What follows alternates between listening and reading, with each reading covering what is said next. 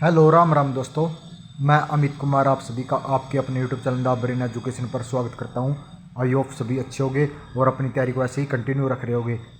तो आप सभी को पता ही है कि हम HTET TGT PGT के लिए समाज विज्ञान की हाई टारगेट सीरीज स्टार्ट की हुई है। तो जिसमें हम सबसे पहले 10वीं क्लास की समाज विज्ञान कर रहे हैं।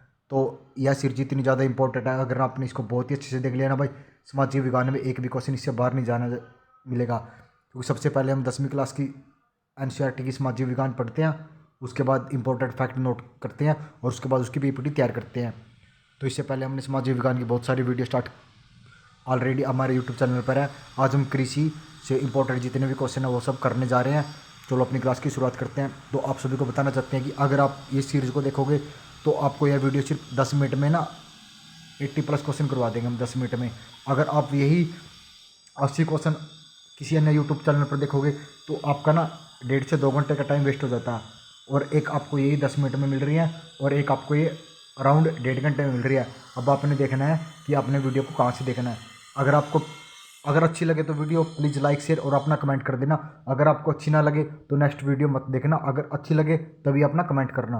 तो चलो अपनी क्लास की शुरुआत करते हैं। आज आपका पहला क्वेश्चन है, निम्नलिखित में से खरीफ फसल कौन सी है। तो इनमें से खरीफ की फसल कौन सी है। तो ये चावल की खरीफ की फसल है। गेहूँ, सरसों, मटर ये सब रबी की फसलें हैं। आपका नेक्स्ट क्वेश्चन है, इनमें से रबी की फसल कौन सी है। तो इनमें से बताना है। तो इनमें से गेहूँ रबी की फसल है, धान, केला और चाया सब खरीफ की फसल है, लेकिन गेहूँ रबी की फसल है। आपका नेक्स्ट क्वेश्चन है, निम्नलिखित में से किस राज्य में वन का सबसे अधिक विस्तार है। तो सबसे ज़्यादा वन का विस्तार मध्य प्रदेश राज्य में। किसमें? मध्य प्रदेश राज्य में। जूट के उत्पादन में कौन सा राज्य आगे है। तो जूट के उत्पादन में सबसे ज़्यादा आगे कौन सा राज्य है। तो पश्चिमी बंगाल सबसे आगे है। कौन सा? पश्चिमी बंगाल जूट के उत्पादन में सबसे आगे है। गेहूं के उत्पादन में कौन सा राज्य आगे है। तो गेहूं के उत्पादन में उत्तर प्रदेश है। और हरियाणा में गेहूं के उत्पादन में सिरसा राज्य सबसे आगे। कौन सा? सिरसा जिला सबसे आगे है। आपका नेक्स्ट क्वेश्चन, चावल के उत्पादन में कौन सा राज्य प्रथम है। तो चावल के उत्पादन में कौन सा राज्य सबसे आगे है। तो पश्चिमी बंगाल। और हरियाणा में चावल के राज्य में, तो हरियाणा में चावल में कौन सा? करनाल जिला, जिसे संयुक्त रूप से मतलब दान का कटोरा कहते हैं। और अगर पूछे संयुक्त रूप से दान का कटोरा, तो संयुक्त रूप से हरियाणा में कैथल, करनाल, कुरुक्षेत्र और जींद को संयुक्त रूप से दान का कटोरा कहा जाता है। आपका नेक्स्ट क्वेश्चन, निम्न में से शीतकालीन फसल कौन सी है। तो इनमें से शीतकालीन फसल कौन सी है। तो गेहूं एक शीतकालीन फसल है। इनमें से कौन सा राज्य चाय का उत्पादन है। तो इनमें से कौन से राज्य में चाय का उत्पादन होता है। तो असम में चाय का उत्पादन होता है। आपका नेक्स्ट क्वेश्चन है, कहवा का सबसे बड़ा उत्पादक राज्य कौन सा। तो कहवा का सबसे बड़ा उत्पादक राज्य कौन सा है। तो कर्नाटक राज्य है। महाराष्ट्र में किस फसल की खेती के लिए प्रसिद्ध है। तो महाराष्ट्र कौन सी फसल के लिए प्रसिद्ध है। तो महाराष्ट्र में कपास की खेती की जाती है। उत्तर भारत का कौन सा राज्य गन्ना उत्पादन के लिए सार्वजनिक प्रसिद्ध है। तो उत्तर भारत का कौन सा राज्य प्रसिद्ध है। तो उत्तर प्रदेश। सबसे ज़्यादा गेहूं भी उत्तर प्रदेश में होती है। मूंगफली का सबसे बड़ा उत्पादक राज्य कौन सा है। तो मूंगफली का सबसे बड़ा उत्पादक राज्य गुजरात राज्य। कौन सा है? गुजरात राज्य है। आपका दक्षिण भारत में सार्वजनिक गन्ना उत्पादन करने वाला, तो दक्षिण भारत में कौन सा है। दक्षिण भारत में महाराष्ट्र और उत्तर भारत में उत्तर प्रदेश है। भारत की कितनी आबादी कृषि कार्य से जुड़ी है। तो भारत की 2/3% आबादी कृषि कार्य से जुड़ी हुई है। इनमें से कृषि को प्रभावित करने वाला कारक नहीं है। तो इनमें से कौन सा नहीं है। तो जनसंख्या नहीं है। नमी, तापमान और मृदा कृषि को प्रभावित करती है, लेकिन जनसंख्या नहीं करती। पौधे के अनुकूलन के लिए कम से कम कितना तापमान होना चाहिए। तो पौधे के अनुकूलन के लिए कम से कम 6 डिग्री तापमान होना चाहिए। रबी की खेती भारत के किसी राज्य में की जाती है। तो रबी की खेती भारत के केरल राज्य में की जाती है। किसमें? केरल राज्य में की जाती है। पूर्वोत्तर राज्य में स्थानांतरित कृषि को किस नाम से जाना जाता है। तो पूर्वोत्तर राज्य में स्थानांतरित कृषि को झूम के नाम से जाना जाता है। झारखंड में स्थानांतरित कृषि को क्या कहते हैं। तो झारखंड में स्थानांतरित कृषि को कुरवा कहा जाता है। क्या कहा जाता है? कुरवा कहा जाता है। भारत में शुद्ध बोई गई भूमि कितनी हेक्टेयर है। तो भारत में शुद्ध बोई गई भूमि कितनी है। तो शुद्ध बोई गई भूमि 14 करोड़ है। पंजाब की कितनी प्रतिशत भूमि कृषि भूमि है। तो पंजाब की कितनी प्रतिशत भूमि कृषि योग्य है। तो पंजाब की 84% भूमि कृषि योग्य है। निम्नलिखित में से कौन सी खरीफ की फसल नहीं है। तो इनमें से खरीफ की फसल नहीं बताना है। तो गेहूं खरीफ की फसल नहीं है। गेहूं एक रबी की फसल है। तो इनमें से कौन सी रबी की फसल नहीं है। तो इनमें से रबी की फसल कौन सी नहीं है। तो मक्का रबी की फसल नहीं है। मक्का खरीफ की फसल है। इनमें से कौन दान की एक फसल नहीं है। तो दान की इनमें से कौन सी फसल नहीं है। सुमन नहीं है। अमन, आस और बोरो दान की फसल है, लेकिन सुमन नहीं है। धान की खेती के अंतर्गत सार्वजनिक भूमि किसी राज्य की है। तो धान की खेती के लिए सार्वजनिक अंतर्गत भूमि केरल राज्य की है। धान का प्रति हेक्टेयर उत्पादन सबसे अधिक किस राज्य में होता है? धान का प्रति हेक्टेयर उत्पादन सबसे ज़्यादा पंजाब राज्य में होता है। ज्वार की सबसे अधिक खेती किस राज्य में की जाती है? तो ज्वार की सबसे अधिक खेती महाराष्ट्र राज्य में की जाती है। बाजरा उत्पादन में कौन सा राज्य प्रथम है? तो बाजरा उत्पादन में महाराष्ट्र राज्य सबसे आगे है। इनमें से कौन सी निर्वाण कृषि की उपज नहीं है? तो निर्वाण कृषि की उपज गेहूँ नहीं है। धान गेहूँ गन्ना नहीं है, सॉरी भाई, इनमें से कोई निर्वाण कृषि की उपज नहीं है, गन्ना नहीं है। धान गेहूँ और ज्वार निर्वाण कृषि की उपज है, लेकिन गन्ना नहीं है। कौन सी नहीं है? गन्ना नहीं है। आपका नेक्स्ट क्वेश्चन, स्थानांतरित कृषि के अंतर्गत निम्न में से किस फसल का उत्पादन नहीं किया जाता? तो स्थानांतरित कृषि के अंतर्गत कपास का उत्पादन नहीं किया जाता, मक्का, जौ और केले का उत्पादन किया जाता है। तेलहन उत्पादन में भारत का विश्व में कौन सा स्थान है? तो तिल उत्पादन में भारत का कौन सा स्थान है? विश्व में पहला स्थान है। आपका नेक्स्ट क्वेश्चन है, मूंगफली का सबसे अधिक उत्पादन राज्य किस राज्य में होता है? तो मूंगफली का सबसे ज़्यादा उत्पादन गुजरात राज्य में होता है। भारत का नारियल प्रदेश किसे कहते हैं? तो भारत का नारियल प्रदेश केरल राज्य को कहा जाता है। ग्रीष्मकालीन पर्याप्त वर्षा किस फसल की खेती के लिए उपयुक्त है? तो ग्रीष्मकालीन पर्याप्त वर्षा तो धान की खेती के लिए उपयुक्त रहती है। किसके लिए? धान की खेती के लिए। पंजाब किस फसल में सर्वाधिक उत्पादन है? तो पंजाब में गेहूं का सबसे ज़्यादा उत्पादन है।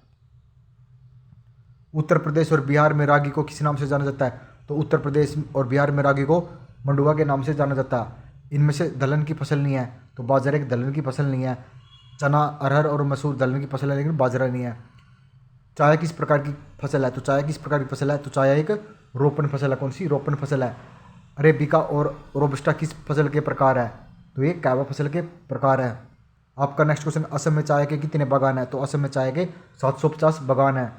कपास उत्पादन में एक गांठ कितने किलोग्राम की होती है? तो कपास उत्पादन में एक गांठ 170 किलोग्राम की होती है। भारत का जूट क्षेत्र किसे कहते हैं? तो भारत का जूट क्षेत्र पश्चिमी बंगाल को कहा जाता है। कपास की खेती के लिए कितना दिन पारा रहित रहना चाहिए? तो कितने दिन रहना चाहिए? 210 दिन रहना चाहिए। आंध्र प्रदेश की फसल के उत्पादन में प्रसिद्ध है, तो आंध्र प्रदेश किस फसल के उत्पादन में अग्रणी है? तो आंध्र प्रदेश तंबाकू की फसल के लिए अग्रणी है। किसके लिए? तंबाकू के लिए अग्रणी है। बिहार का कौन सा क्षेत्र तंबाकू उत्पादन के लिए प्रसिद्ध है? तो बिहार का समस्तीपुर तंबाकू उत्पादन के लिए प्रसिद्ध है।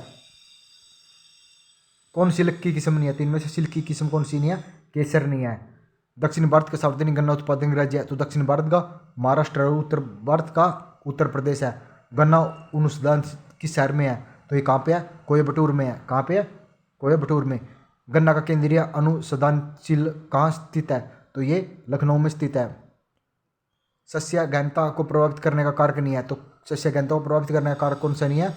तो ये जनसंख्या नहीं है। वर्षा ऋतु की फसल को क्या कहते हैं? तो वर्षा ऋतु की फसल को खरीफ कहा जाता है। क्या कहा जाता है? तो वर्षा ऋतु की फसल को खरीफ कहा जाता है। हरित क्रांति का सबसे अधिक प्रभाव किस फसल पर पड़ा? तो हरित क्रांति का सबसे ज़्यादा प्रभाव गेहूं पर पड़ा था। आपका नेक्स्ट क्वेश्चन, दाल किसका मुख्य स्रोत है? तो दाल मुख्य रूप से प्रोटीन का मुख्य स्रोत है। अनानास उत्पादन अग्रणी है, तो अनानास के उत्पादन में कौन सा राज्य अग्रणी है? तो मेघालय राज्य अग्रणी है। धान का वार्षिक उत्पादन देश में कितना है? तो धान का वार्षिक उत्पादन में देश में 9 करोड़ टन है। देश में चावल का प्रति हेक्टेयर उत्पादन कितना है? तो देश में चावल का प्रति हेक्टेयर उत्पादन 1990 किलोग्राम है। धान की खेती के लिए वर्षा की मात्रा कितनी होनी चाहिए? धान की खेती के लिए 100 से 200 सेंटीमीटर की वर्षा होनी चाहिए। गेहूं का वार्षिक उत्पादन देश में कितना है? तो गेहूं का वार्षिक उत्पादन 7 करोड़ टन से ऊपर है। देश में कपास का वार्षिक उत्पादन कितनी गांठ है? तो ये 185 लाख है। देश में गेहूं का प्रति हेक्टेयर उत्पादन कितना है? तो देश में गेहूं का 2800 किलोग्राम है। गेहूं का प्रति हेक्टेयर उत्पादन देश में कितना है? तो गेहूं का 2750 किलोग्राम है। कॉफी के पौधों की ऊंचाई कितनी होती है? तो कॉफी के पौधे की ऊंचाई 3 से 6 मीटर होती है। पकते समय गेहूं की फसल के लिए आदर्श तापमान कितना है? तो पकते समय 21 से 26 डिग्री सेल्सियस होना चाहिए। 75 सेंटीमीटर से कम वर्षा वाले क्षेत्र में कौन की जाने वाली कृषि को क्या कहते हैं? जहाँ पर 75 सेंटीमीटर से कम वर्षा होती है वहाँ शुष्क कृषि होती है, शुष्क कृषि होती है। कपास उत्पादन के लिए प्रयुक्त मिट्टी कौन सी है? तो कपास के उत्पादन के लिए काली मिट्टी सबसे महत्वपूर्ण है। गेहूं की खेती के लिए कितना तापमान आदर्श माना जाता है? तो गेहूं की खेती के लिए 21 से 27 डिग्री तापमान आदर्श माना जाता है। भारत का क्यूबा किस शहर को कहते हैं? तो भारत का क्यूबा गोरखपुर या देवरिया को कहा जाता है। गोरखपुर और देवरिया को कहा जाता है। चीनी किस्म की चाय को क्या कहते हैं? तो चीनी किस्म की चाय को बोही कहा जाता है। कौन क्या कहा जाता है? बोही कहा जाता है। निम्नलिखित में से किस स्थान पर चाय का सार्वजनिक निम्नलिखित में से किस स्थान की चाय को सार्वजनिक चाय माना जाता है? तो दार्जिलिंग की चाय को सबसे ज़्यादा आदर्श माना जाता है। रेशम कीड़ा पालन क्या कहलाता है? तो रेशम कीड़ा पालन सेरिकल्चर कहलाता है। कृत्रिम दहन कृषि किसे कहते हैं? तो झूम कृषि और कृत्रिम दहन कृषि कहा जाता है। भारत की अर्थव्यवस्था का मैं आधार क्या है? तो भारत की अर्थव्यवस्था का मैं आधार क्या है? तो ये कृषि है। आपका आज का लास्ट और अंतिम क्वेश्चन है आज, भारत में किस प्रकार की कृषि को प्राधान्यता है? तो भारत में जीवन निर्माण कृषि को प्राधान्यता है। तो धन्यवाद दोस्तों, बताना कि आप सभी ने कमेंट करके आपको ये क्वेश्चन कैसे लगे। आई होप अगर आपको क्वेश्चन अच्छे लग रहे होंगे तो प्लीज़ लाइक शेयर और अपना कमेंट करके जरूर बताना कि आपको क्वेश्चन कितने अच्छे लग रहे हैं। मैं आपके कमेंट का बिल्कुल बहुत ही बेसब्री से वेट कर रहा हूँ। जिसका बंदे का कमेंट आएगा उसका बहुत बहुत हार्दिक अभिनंदन है। तो धन्यवाद दोस्तों, जय हिंद जय भारत, बने रहिए हमारे साथ। नेक्स्ट वीडियो जल्दी अपलोड की जाएगी। जय हिंद जय भारत, वंदे मातरम।